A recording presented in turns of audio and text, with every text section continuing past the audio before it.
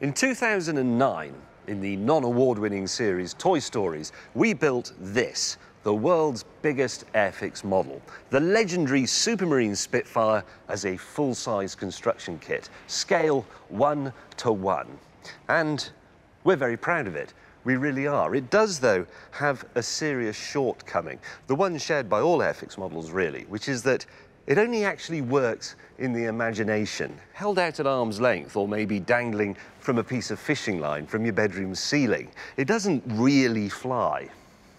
This, however, does, and it's given us an idea.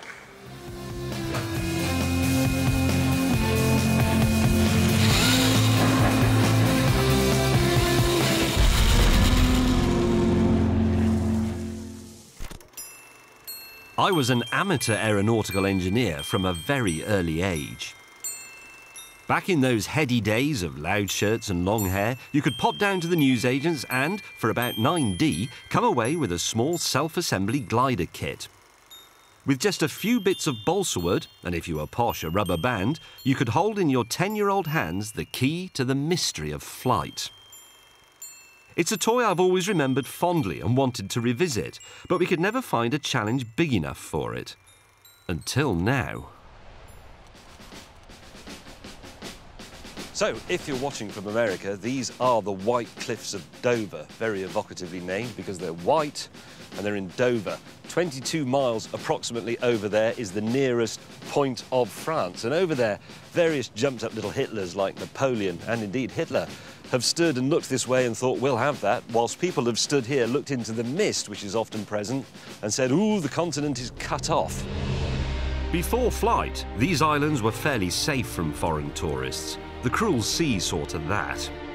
Shakespeare called England a precious stone set in the silver sea, which serves it as a moat, and other things a man in tights might say. But forsooth, the baldy bard couldn't have imagined that 300 years later, all that would change. In 1909, Louis Blériot struck a blow for comedy mustachioed Frenchmen the world over by becoming the first man to cross the Channel in an aeroplane. Blériot flew over and landed just over there somewhere, actually, near the castle. Once that happened, people must have realised the world is going to change. Pretty soon, no decade was complete without a new cross-channel aviation record of some sort. There have been many more. First airship, first helium balloon cluster, first helicopter, first autogyro, first passenger, first woman, first letter, first cat.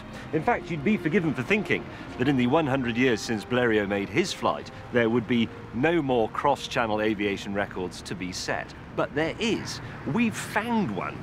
First free-flight model glider to cross from England to France. So that's what we're going to do. If we succeed, the 22-mile flight will set a new British straight distance record for a toy glider. That's the best thing I've ever seen. That's just fabulous. A toy glider that we are going to conceive and build ourselves. Here we go. But our goal is loftier and altogether more symbolic than a simple cross-channel record attempt. Our flight will achieve closure for those thousands of people who, as children like me, slaved for hours over balsa, glue and paper, only to see the dream of flight dashed against the beaten earth of reality. But in the world of instant gratification, etc., where is the incentive to build your own glider?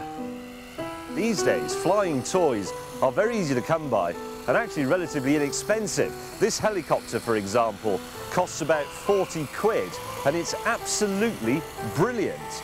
And this Piper Cub over here is made from expanded polystyrene. It comes ready-made, powered by a small electric motor. You simply charge it up for a few hours and away you go. What could be better than that? What you have to remember, though, is that when I was a boy, radio control was inconceivably expensive, and it was also very bulky, and it wasn't really very reliable. And the little model aero engines that people had, they cost a year's pocket money. So the only way to have a flying toy was to make something yourself, like a glider, or maybe something powered by a rubber band. And you spent hours and hours and hours on your model, and you loved it.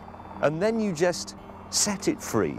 I mean, you knew it would probably end in disaster, that you'd never see it intact again, or maybe not even at all, but still, you released it from captivity, and briefly, just very briefly, it was beautiful.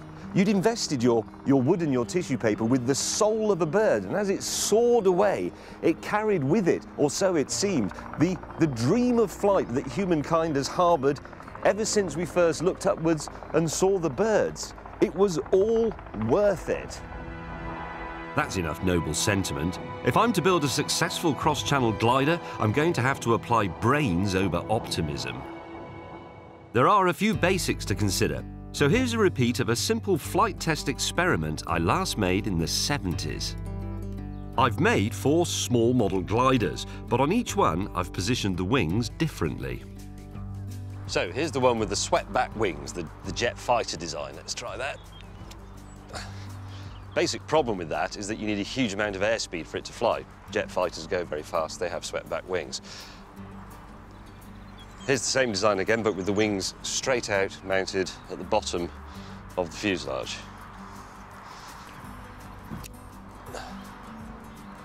That had promise, but it disintegrated because it isn't actually a very strong shape, nor is it very stable. Here we've got the wings on the top of the fuselage. They're still the same shape, dead straight and flat, right at the top. That's better, isn't it? That's not bad. Finally, we have the wings mounted on the top of the fuselage again, but this time with dihedral. That is, the end of the wings are higher than the root of the wings. I've also added a slight aerofoil shape. So let's try this. Wait for the wind a second. Here we go. If we were a proper program like Panorama, that would have worked perfectly. Oh no. What did you have to stand there for, Dan? Take 2. Look at that. Wind's induced a bit of a stall there, but that's flight. So, a glider looks the way it does for good reason: stability. We need high, slender wings, dihedral, and a decent fin at the back. But even with all this in mind, I still want to base our glider around a real model, the sort that I might have made back in the day. Hello. Hello. Yes, I was... These are the sort of things I remember from when I was a lad. The Slingsby Skylark. That's the sort of shape I'm after, because it needs to have a nice fat fuselage for us to put all our kit in. Yeah. And it needs to look like the basic balsa wood glider that you spent 5 years building if you grew up in the 70s. Ooh. Hang on. Slingsby Swallow. That's a really classic toy glider shape. I like this. It's the right shape. Have you got it 4 or 5 times as big? Unfortunately not, no. But probably find some plans. Where would I get a plan from then for it? You could always try the internet. The internet? Do you know, I'd forgotten about that. This is perfect. The real Slingsby Swallow was an RAF training glider in the 1950s, so it has the right sort of stable, high-wing dihedral design and space inside for our kit. After numerous unbroadcastable attempts at searching Google for the word swallow, we finally hit upon a company who could supply us with the supersized plans we need. And there it is, ready. At first glance, this retro design doesn't seem very aerodynamic. Quite an old-fashioned wing shape. It looks quite draggy. It's an aeronautical term. This, I suspect, we may have to think about that a bit. It might be a 50-year-old design at heart, but producing the hundreds of balsa wood parts is a gloriously 21st century process. Absolutely fantastic. Now watch this. That looks as if it's just been printed, but in fact the laser has cut the wood. There is a dimensionally perfect wing rib. That represents probably an hour's work back in 1975 or whenever I was doing this. Hi. To make sure my rather nostalgic choice won't lead to disaster over the channel, we need to see how well the Swallow flies. So we get a friendly enthusiast to put it all together so we can test it out over dry land. Dry-ish. So here we are on a hill in Oxfordshire, and this is where we find out if this design has what it takes to be a record-breaking toy aeroplane. There are lots of considerations in aeroplane design. They can be designed for speed or maneuverability or endurance or load carrying capacity. I've chosen this design because it looks like one I made when I was 12. So let's see if it has the endurance, if it has the soul of aviation in it to fly through this valley. If there's only one way to do this, we've put all the work in. Now you just have to throw it off the hill and see what happens. Try not to muck it up, number 2. Ready? 3. Oh! It's scaring the birds. Oh! It's down there. Whoa. Well, it's not broken. That's a very good result by the standards of my childhood. The aeroplane is still in one piece. It's usable again. That makes it a very good landing in aviation terms, but it hasn't actually gone very far. So we re-trim the Swallow, removing some weight from the nose and give it another go. Here we go! Woo! Look at that! That's better! Woo!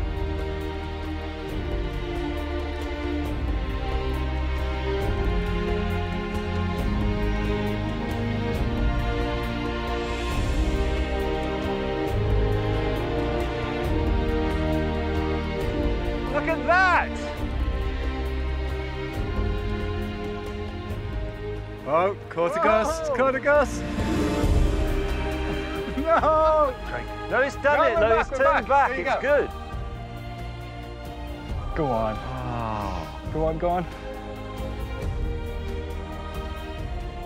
It's not the ground. It's over. It's still flying. Go on, go on. That's down. That's landed. That's more like it. Look at that. We've moved 2 whole fields. That is better. That's already better. Look, that's gone at least 3 times as far as it did on the first flight, just with a bit of tweaking of weight and balance. That is the best model aeroplane I've ever been involved with. That has gone. Well, every other one I built only ever got about as far as that little bush over there. And look at that. It's almost out of sight. Look at it. We thought this was amazing. It was only when we sent our bedrenched lackeys down to measure the distance that we came in for a sobering shock. On that rather good throw, our glider reached a distance of 326 yards. To merely scrape onto the beach at Calais, our glider must cover 22 miles, or 38,720 yards. That's 120 times as far. Chucking it off the White Cliffs just won't cut it. Even throwing it off this hill nearly crashed it. To stand any hope at all, we'll have to throw it from as high up as we possibly can, and that means using a hot air balloon. And even then, the glider will be at the mercy of that most British of opponents. What we can't really do anything about is the weather, the elements. They are the things that nearly did for Alcock and Brown flying across the Atlantic, nearly did for the Wright brothers at Kitty Hawk and so on. They could completely scupper it. That is a very, very big model, but it's a tiny, tiny aeroplane, and France is ever such a long way away. Louis Blériot himself was almost brought down by the treacherous weather over the Channel, and he had an engine. And our Swallow will be doomed anyway if, as I suspect, its basic design simply isn't fit for aerodynamic purpose. Well, this is the R.J. Mitchell Wind Tunnel at the University of Southampton Faculty of Engineering and the Environment. Here is our glider, or sort of just over half of it, and we're going to test, I think, for the lift-drag ratio at various speeds and angles of attack. Exactly. We can go as soon as you're ready. Are we ready? We're ready. We are go for wind tunnel, so start fan. Perfect.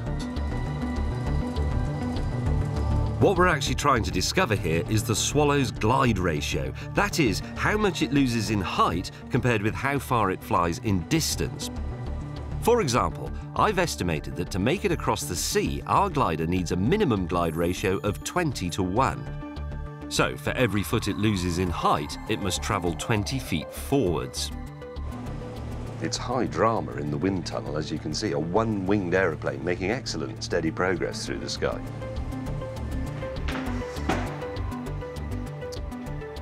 So, give me the news, Doctor. Is it good or bad? It's not good and it's not bad. The lift-to-drag ratio is probably the order of about 14. It's not what you want for your long-distance one. 14? Yeah. It's rubbish, isn't it? It's not good. I'm staggered that it's that bad. We're going to need a better wing. It's a bit annoying to discover that we'll need to design a whole new aerofoil. And this problem, added to issues like the fuselage size, the balloon launch logistics and the weather, is beginning to cloud the simple childhood dream of flight that inspired the whole endeavour. But then I hear news of a discovery in a small Devonshire town that puts everything into perspective. Time to set my hat at a jaunty RAF angle and investigate. So tell me a bit about the building first. It used to be a school, is that right? Indeed, it was a town grammar school from about 1550 until 1910. And then it stopped being a school? It did, replaced by a new build in the town. Right, and what was it you found? Can you show me what's... Myself and the builders found a large number of paper darts. What's that bit made from? That's a pen nib. God, so it is. That's amazing. How many of these did you find? I think we've got about 20 now. So these, well, at the very latest, these can be from 1910, presumably. The very latest, yes. Well, the very end of the school period, I'm sure. But they could go back to the, well, to the 19th century. Could well be. It really is amazing to think that even before the Wright brothers' flight in 1903, children at this school were making these darts and dreaming of flight. Well, it's a good job I had my hard hat on. Hang on a minute. Oh, Peter, look at this. Oh, my God. Look.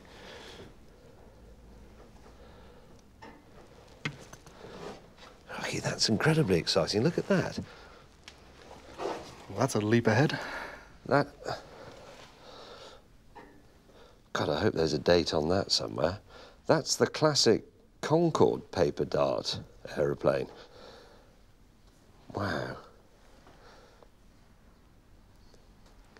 That's amazing. Some urchin made that, well, at least 100 years ago, maybe 150 years ago or more.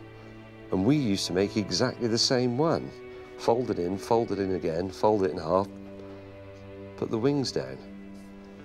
Think it would be okay to try it? Oh, my word, look at that. Did you get that? That's amazing, isn't it? Come on, that is amazing. That's been sitting in there for all that time and it still works and proves that the pioneering flight testers were more advanced than we thought. To discover that Concorde was actually the work of an unknown 19th century child is an uplifting and emotional moment. And a quick experiment reveals that the same basic design is still in production by school children today. Children say their first word, take their first step, and then make their first aeroplane. Here's history straight down the barrel. Not quite. Oh, shit, it went through the gap. I've literally thrown the history of aviation down through a hole in the floor. I decide to leave before I'm beaten to death by irate historians, yet determined that our Swallow will do those unsung pioneers of flight proud.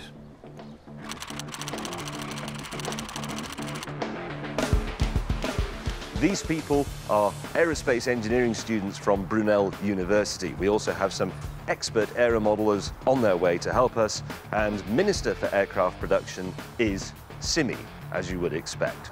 So now, let's glue balsa. While I've been out losing priceless historical artifacts, Sim and the engineering students have been hard at work designing a new wing for the glider, which should improve its pathetic 14:1 glide ratio. They've dispensed with the old bulky shape and instead have come up with a leaner, meaner wing design that'll cut drag and produce a lot more lift. Theoretical glide ratio of the new wing is 29.3. But is that theoretical, or have you allowed for the fuselage and... That's the problem. We haven't allowed for the fuselage in that figure, and so we would be closer to 20 in reality, which is really close to your figures. It knocks a third off? Yeah, because the fuselage is quite a draggy design. I can't do much about that because we need to keep the fuselage big to get all our kit in. That's the problem. We're stuck with a fat fuselage. Let's say we want 30 miles to be on the safe side. Can your program calculate the launch height, assuming it's 20:1? Yes. For us to get 30 miles? It's around 8,000 feet we need to be releasing the glider from. 8,000 feet. Finally, our plan is coming together. We now have a launch height of 8,000 feet, and with a glide ratio of 20:1, our glider should comfortably make it, channel weather permitting. But how, you may be wondering, will our free flight glider know it's supposed to go to France? What's to stop it sodding off to Hastings? Our boffin, Dr. Ben, has come up with a guidance system. So this is our autopilot. So in here we have gyroscopes, we've got an accelerometer, we have a GPS, so it knows where it's going. We also finally then have this airspeed sensor, and you can work out how fast you're going. It's pointing where it wants to go. It gets blown that way. It knows that because of the accelerometers. All those little servos will then automatically alter the control surfaces, turn it back on course. And all that is in there. All that's in there. We're never going to have time to test it properly, but lots of people that do this all the time tell me it will just work. So, buoyed by that tried but not tested scientific endorsement, we assemble the Slingsby Swallow Mark II.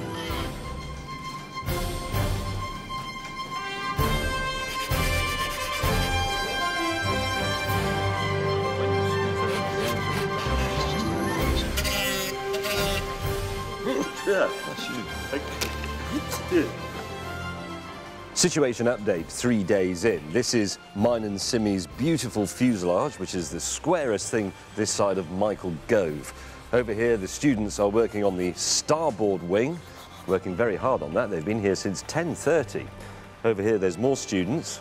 They're working on the port wing. Similar level of progress. You've got to add the aileron and a bit of covering and so on. And then over here, all the bits at the tailplane, the fin and the rudder, tailplane being sanded to final shape. Compared with my childhood glider builds, we're making rapid progress, thanks to modern inventions like superglues. They really will stick anything. This is something that's happened quite a few times already, but I stuck my thumb to the aeroplane with a stray blob of the cyano glue. You can see that bit that's gone. It's my flesh. So, after days in a hangar, anointing the glider with our blood, sweat and ravaged flesh, after hundreds of pieces of balsa and more craftwork than a German nightclub, the new and improved Swallow is finally ready. This, I've come to realise, is in fact a very British endeavour. We come here inappropriately dressed for the conditions. We are a motley assortment of experts and hobbyists, drinking tea and working very long hours for no money in an old and leaky shed. And yet, I believe we have achieved greatness. And here it is.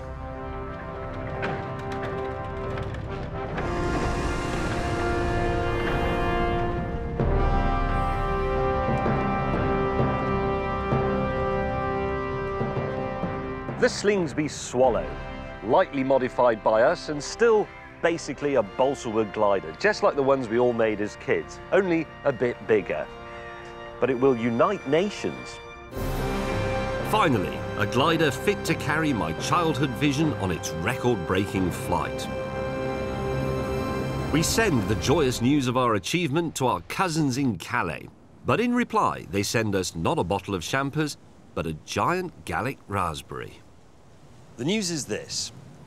Our glider, our simple, humble model, has to be classified as a drone according to British air traffic control, which is fine, they're very happy with that. But the French don't really recognise it as a drone. They don't like the idea of an unmanned aerial vehicle full of gizmos entering their airspace. We've had a massive argument about it, but they won't budge. And we've also, of course, got the restrictions of the big lockdown because of some running and jumping competition that's going on in London. And it's really annoying me, to be honest. I mean, France, La Belle France, it is a wonderful place to go and drive around, ride around on a motorcycle or a bicycle, and yes, you get cassoulet by the side of the road. It's very nice. They have wonderful cheeses, excellent local red wines. It's a beautiful place, but at a bureaucratic level, they make us and the Indians look like school children. They're absolutely hopeless, but it doesn't matter because we've got a plan. We've discovered another channel that's perfect for our attempt. This one is free of French hubris and Olympic interference, but presents us with exactly the same 22-mile record-breaking challenge. What's more, we'll still be extending our giant balsa hand of friendship to a foreign power. We're going to fly from Devon across the Bristol Channel to Wales. We can even make Wales look a bit like France if we want to, with some clever voiceover and some accordion music and a picture of a croissant. I prefer it, actually. This is better. So, we've swapped Calais for the Valleys, and the British record will still be ours for the taking. However, we've had to admit that there is a fundamental flaw in our plan, something more hopelessly optimistic than building a giant glider in the first place. We've made the momentous decision that the balloon launch is a stupid idea because basically you only need the slightest puff of wind, the slightest bit of rain, somebody with an air rifle, and it doesn't work properly, and you lose the balloon, it's no good. We've decided we're going to go with a helicopter, very much like this one. We'll have one helicopter to film the flight for your entertainment, and one like this to launch it. And it's good because it can go up when we want it to, it can go up to where we want it to, it can go up and down quickly if we have a technical problem or a camera doesn't work or something like that. There is, however, a problem. You can't just chuck a glider out of a hovering helicopter. For a start, it could get tangled up in this bit, the complicated mechanism up at the top, and that would be a disaster. Furthermore, the glider itself might be destroyed by the enormous downdraft. So, at the last minute, Simi comes up with an experimental solution. Excellent. You join us now at Dunkerswell Airfield, where we have introduced this. We call it the crate. It's a sort of glider coffin upside down, if you like. Because we're now going under a helicopter, we can't simply hang the glider underneath. It would start flying as the helicopter moves along. So it's shrouded in this, which hangs underneath the helicopter, and then at the appropriate altitude, the glider is released, drops from underneath it, and flies away. Well, Sim, I can see which way round the glider goes. I'm guessing the wings go in the long bit and the tail goes in the small bit. That's it, yes. How does the release work? So we've got a power going up to the helicopter, which turns this electromagnet on, 24-volt electromagnet. Right. That holds that down, and then when we're ready, the pilot will release the power to that, and the glider will simply fall out through the opening at the bottom. But as the glider drops below, the glider inside the box is effectively in still air. Yeah. As soon as it drops out into this, it's going to be in a 15, 20 knot headwind. Will the glider not just fly up into the helicopter or back into its box? It's certainly possible. I've never done this before. Well, that's why we're testing it, you see. As with most of Britain's newest ideas, and quite a lot of her military equipment, success ultimately depends on gaffer tape. Fine, huh? Sure. It's fine. If that comes off, it launches. Is it definitely going to stay on? You sure, Simi? We'll see. Another big concern is whether the crate will start spinning uncontrollably. If it does, it'll be impossible to stop, and the glider might be destroyed even if the release system works. So, to be on the safe side, we nicked the airfield's windsock to act as a stabiliser.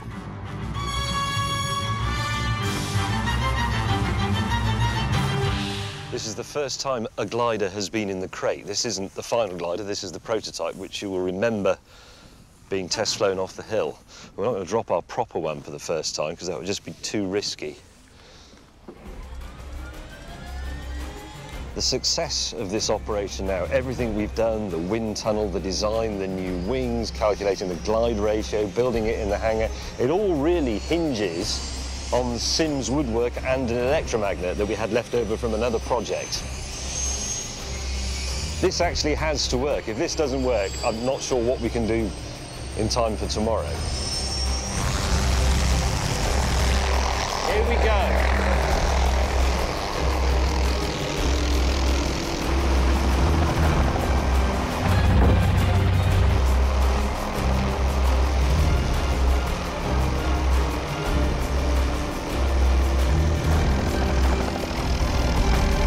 Yay, the windsock works. Look at that. That's tremendous.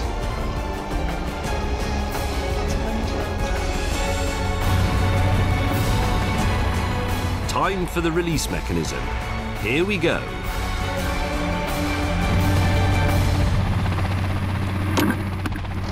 Yes! Look at that! Well done.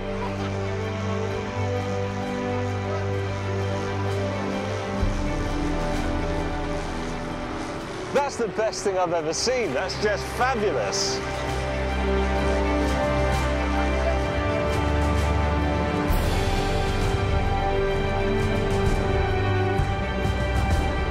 It's beautiful as well, look at it.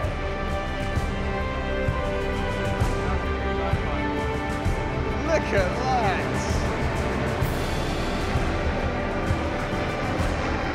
That's magnificent. It works. That sounds so amazing. I'm not amazed, I knew it would work, but it's just when you first see it and you think, yes.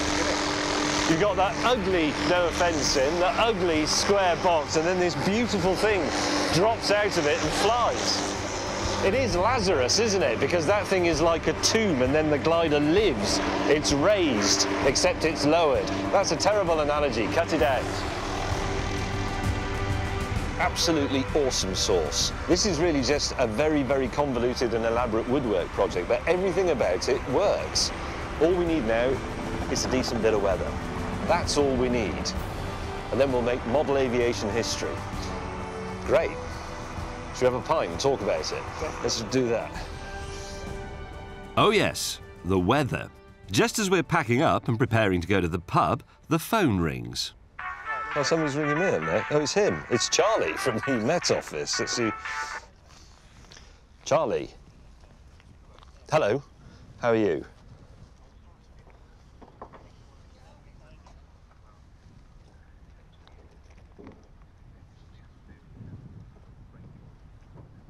Rain? I'll try you later on then. All right, thanks very much. Cheers. Bye. Bye. Is that off? Yes. That's remarkable. There's a man who actually does speak like a weather forecast, even though I was just asking him casually, he was saying, well, in the morning we'll see some bright sunny patches, but with cloud cover increasing towards the middle of the day, and there may be some light showers from 3 in the... Do you think he speaks like that at home? His wife says, would you like a cup of tea, darling? I'm interested in a cup of tea approaching from the kitchen in a westerly direction, temperature roughly 80 to 85 degrees C, becoming colder. It's just remarkable. I thought I'd rung up the telly. Anyway, the gist of it is, tomorrow is good in the morning, but there will be quite a bit of cloud, and the wind is favourable, and the wind isn't favourable in the afternoon, but with light showers developing and the cloud base increasing and lowering. So tomorrow is pretty bad. Which will mean crossing from England to Wales will be difficult. Scotland has seen some heavy showers with a risk of snowfall. Actually, this isn't funny. The bad weather forecast, as feared, could ruin everything. We can only afford one shot at the record. Cancelling the helicopters at this late stage would be prohibitively expensive. The flight will have to go ahead.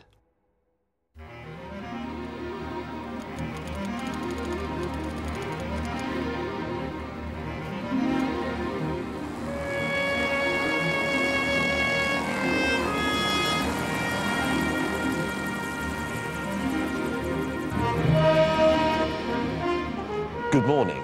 It's Friday, it's launch day. In a moment, this will be hoisted aloft and dropped from the special crate. I will be jumping into a very fast boat, which is why I'm dressed like this, to pursue it across the Bristol Channel. And the weather is not perfect, to be honest, but These helicopters and all these people cost a lot of money, and we have no choice but to go for it. On the plus side, the glider is, and the production crew think this is extremely funny, piloted by me.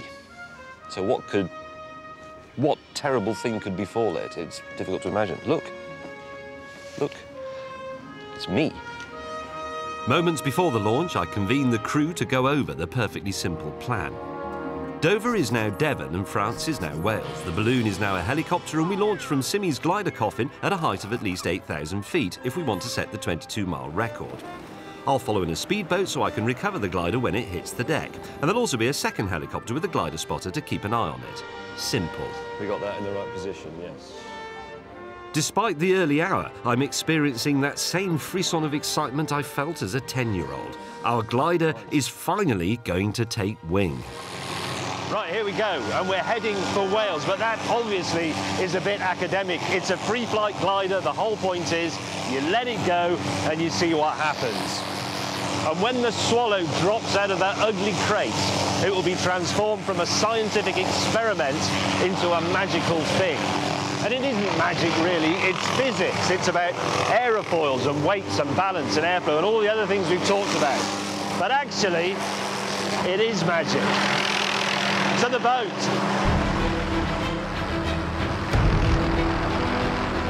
This is it. The clouds are threatening. The plan is convoluted, but the team is ready. Is it working? It's working. Go. We appear to have reverted to impatient 10-year-olds, but in reality, we are a crack team. Every second counts. Unlock the van. Sadly, Fatty Carswell, our Australian cameraman, has confused his van keys with a fun-sized Mars bar, costing us vital seconds. As the glider helicopter flies on oblivious, we drive frantically to the harbour and our waiting speedboat. I don't believe this. Yeah, there's absolutely nobody here. Boarding the glider recovery speedboat was meant to be like something from the opening sequence of a Bond film. Meanwhile, our helicopter is already starting its ascent to launch height. There's no fucking boat here. With chaos fast overtaking us, it's up to the director to keep a level head. The slipway to the harbour? He's at the wrong fucking place. He should be at the pier. Yes, the pier. Meanwhile, in the chopper, our glider spotter Tom is having his own doubts. Tom. Roger, go ahead, Tom. We're currently at 4,000 feet above the coastline. Slightly concerned about the amount of cloud out in the Bristol Channel. At the moment, we can't see Oxwich. Roger, can you stand by? We have a slight boat problem. As soon as we're in it, we'll make a decision. The cloud cover is fast becoming an even bigger issue than the boat. Neither of our helicopters is permitted to fly in cloud. Our pilots have to be able to see the ground at all times. On top of that, two helicopters flying blind next to each other could end in what pilots call the drink, especially when one of them is swinging a 2-ton woodwork project on a rope. But look on the bright side, our speedboat has now turned up, meaning we will at least be able to recover the chopper crews. Golf Oscar Alpha, this is James. Just to confirm, you are west of Ilfracombe, is that correct? Correct. Roger, we're almost ready for you to launch. Give us a minute or two to position. Currently, if we launched from this location, we would be almost directly into cloud. I can't see them. Can anybody see them? The delay with our boat has meant the weather has closed in. The helicopter's rotors are now beating the base of the clouds. Tom, our glider spotter, has an emergency remote control to abort the flight if it's about to crash into an orphanage. But flight regulations say we can't launch if he can't see. They will launch, the glider might go into cloud, in which case it'll have to abort. It's an impossible situation. We can't fly higher, we can't launch into cloud, and we can't wait any longer. Right, Tom, is there a case for launching slightly lower so that we miss the cloud? Yes, I would say so if we were in 500 feet of the cloud base. OK, do the descent by 500 feet and then we'll go for distance. Roger. Reducing altitude by 500 feet so that we clear the cloud. The helicopter is forced to descend to 2,900 feet, massively lower than the 8,000 we were hoping for, to search for a break in the clouds. James, we are now visual with the boat. Say again, visual with your boat. Right, there's the film chopper, there's the launch chopper. Right, this is James in the boat. Golf Oscar, Alpha, Golf, X-ray, X-ray. Please launch at will at your discretion and report when done.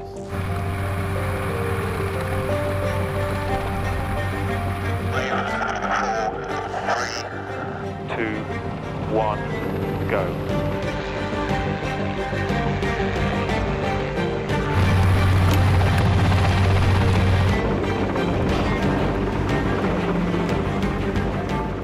We can see that, thank you very much, that's gorgeous. Fabulous, look at that. James, autopilot is engaged. Roger, autopilot engaged. Cloud base, not your fault, Oscar Alpha, thank you.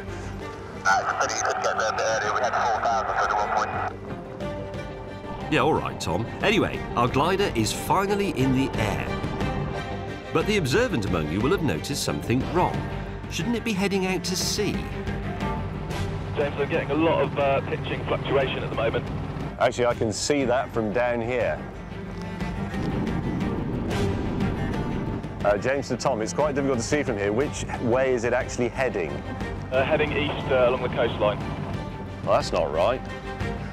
We're not sure if it's an autopilot malfunction or just a fear of the Welsh, but either way, the Swallow appears to be heading back to base.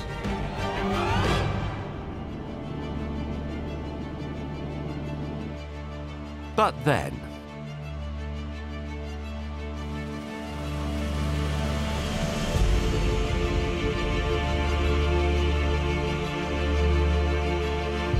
It's going the right way now. Yeah.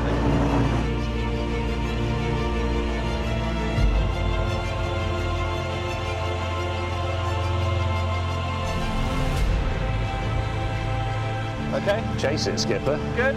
We've got to pick up speed.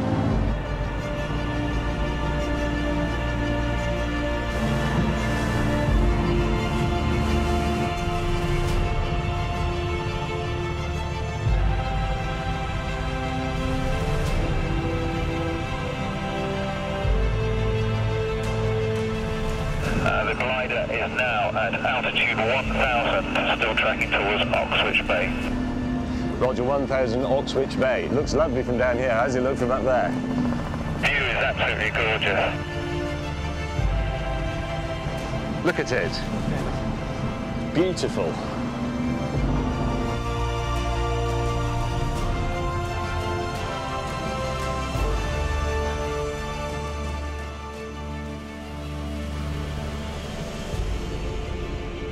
It really is a spectacular sight, but nothing can disguise the fact that what with the weather, the boat, the autopilot and the Mars bar, we were just too low.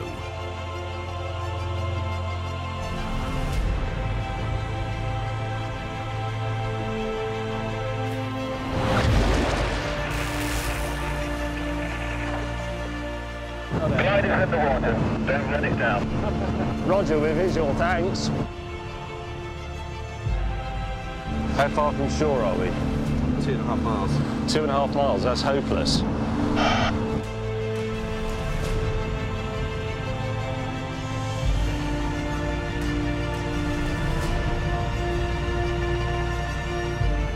I'll put you sideways.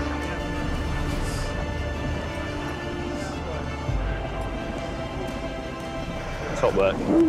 Beautiful.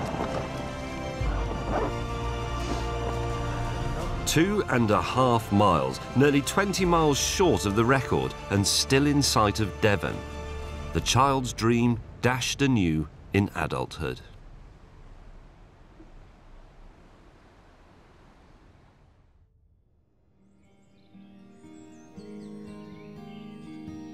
But the next day, Dawn's recreation reveals a spotless golden sky. Andrew, our launch helicopter pilot, has to take a bride to a wedding at lunchtime. Tom, our glider spotter from Brunel University, is meant to be on his Saturday job delivering groceries for Waitrose. But history won't remember all that bunk. I think we should try this again.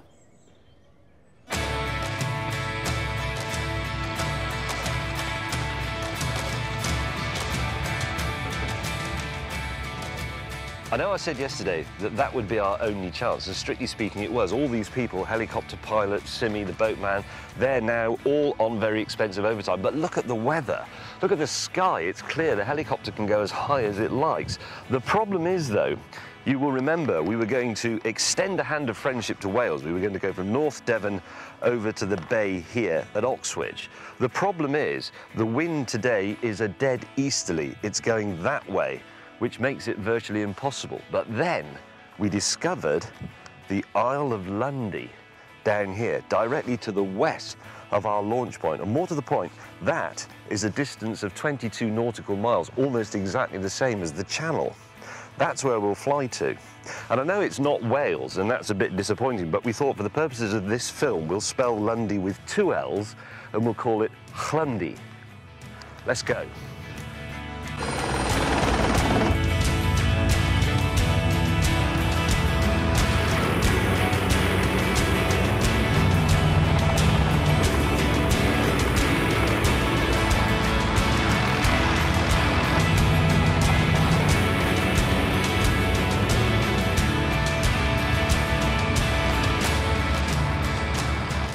To the boat.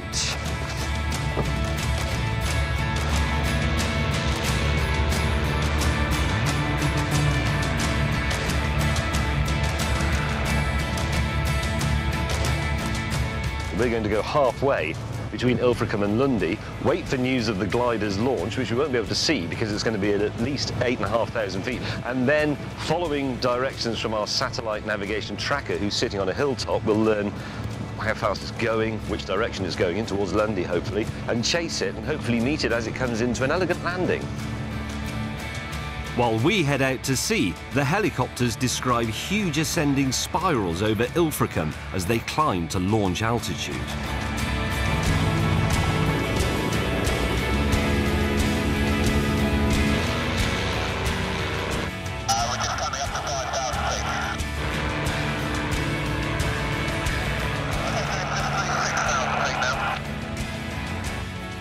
Roger, 6,000 feet, sounds excellent.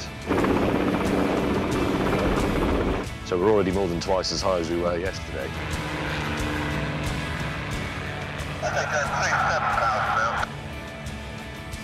Roger, 7,000, can you keep going?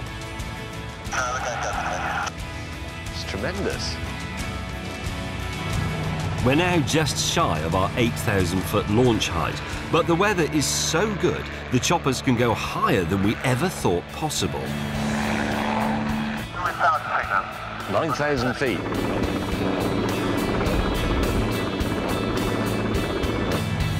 Altitude 9,900. Still half a mile in your 8 o'clock closing.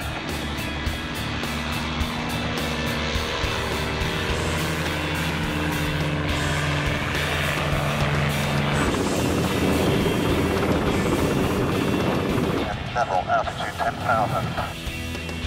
At a final altitude of 10,000 feet plus a length of rope, we're ready.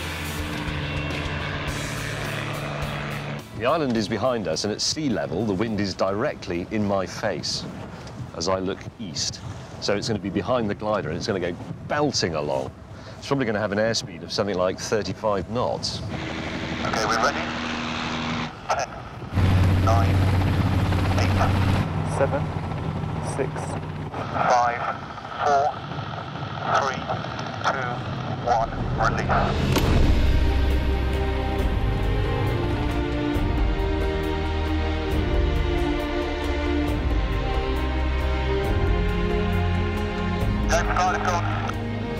Yes! Fantastic!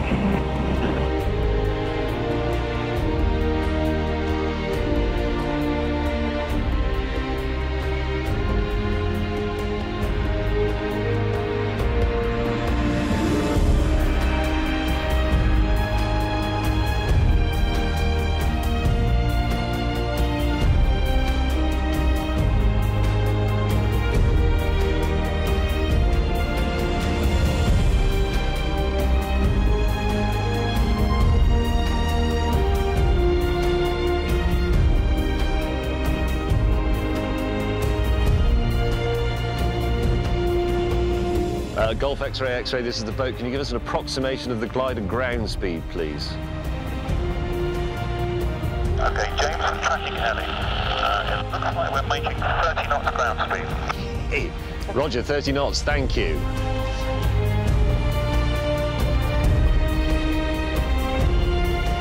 James, this is Tom. Not far away. The glider seems to be tracking well towards Lundy. We're already a mile offshore with the glider and we've only lost about 1,000, well, less than 1,000 feet, so yeah, we need to crack on. Yeah.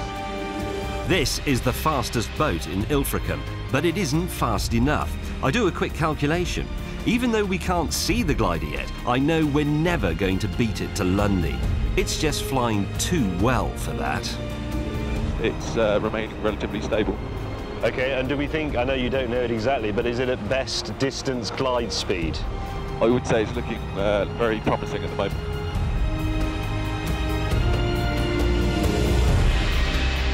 Altitude 8,900. So we've done a mile and a bit, we've only lost 1,000 feet, so it's gone nearly 2 miles. Well, it'll just make it at this rate.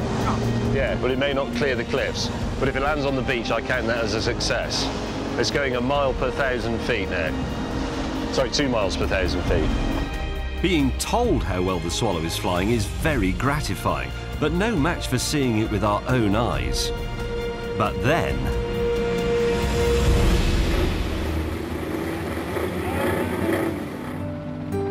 We've made visual, we can see you, fantastic. Hello, X-ray, X-ray, you're dead above us. So cool. As I said, you spend hours on it, but it's all worth it. That's miles up. Upper air turbulence is giving the autopilot a hard time, but no matter. Wood, glue and a few bits of finger have rewarded us with the gift of flight.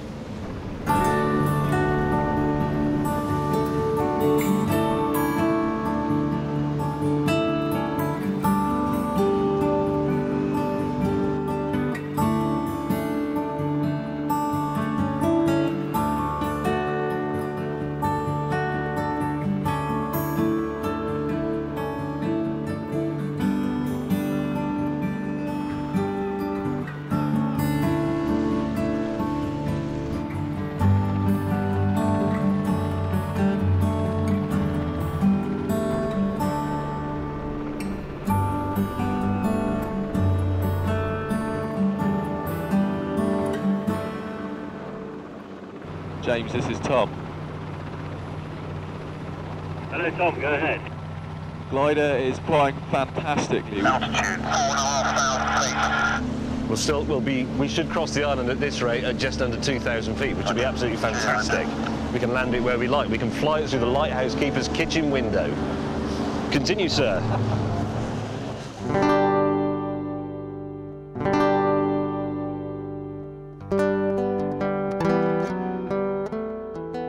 Lundy Hoy.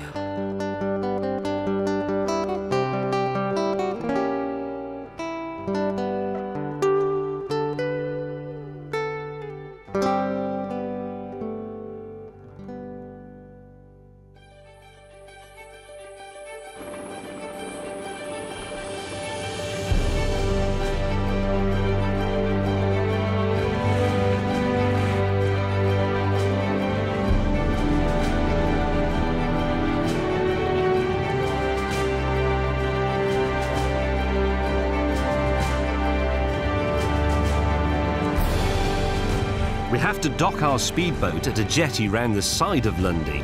For the first time since Midway, we're forced to lose sight of our toy. Although, to be fair, the goodwill will be dampened if we drop all the camera kit in the sea.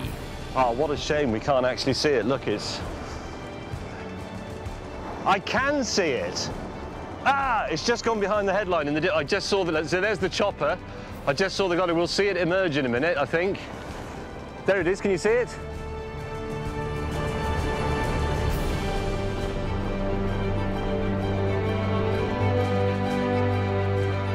The Swallow soars over Lundy at an amazing 2,300 feet above sea level.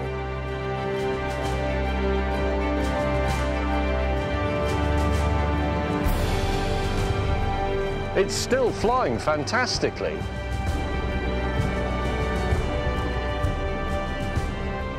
The GPS on the Swallow has been programmed for the landing strip on the south side of the island. Until then, technically, it will be circling that point until it loses all its height. But from the ground, our toy glider is doing victory laps.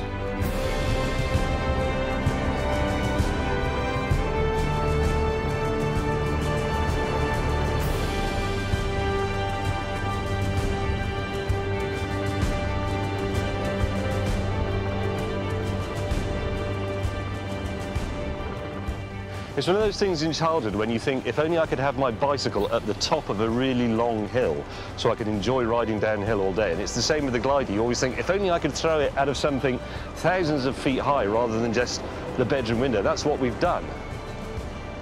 And that's what it will do.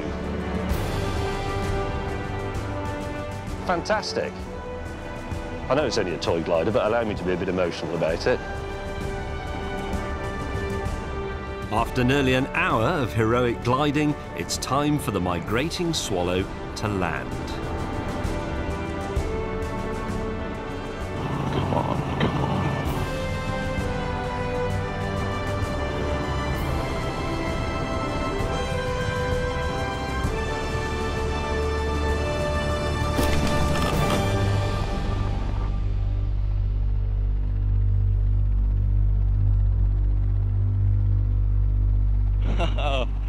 James, this is Tom. The glider has landed on Lundy. How many feet would you say that is off the runway? 20 feet. Approximately 20 feet off of the runway. 22 nautical miles. That's just brilliant. From almost beyond the horizon, from the other world, we are pioneers, we are discoverers, setting foot on this strange place with no cars in it. And so I head across the island to bring our glider home. But, like Captain Cook's landing party, first the Swallow must survive an encounter with the natives. It's a play one. It says it's from Jamie's. Oh, look, there's a little man in the front. Yeah, somebody's made it, haven't they? I know which guy that is off Top Gear. He's a really stupid one.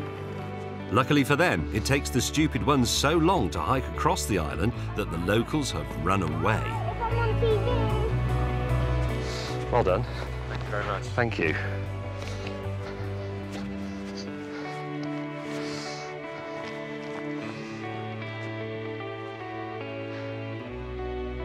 If you look behind you, very briefly, you will see where our glider has come from. Ilfracombe, sticking out over there, only just visible in the slight haze. This has been a pioneering flight by a toy glider, one that's never been made before, and it set off like the Mayflower or Apollo 8, not really knowing if this was possible. But here it is, the first. And remember, the first to do something stays in the record book forever.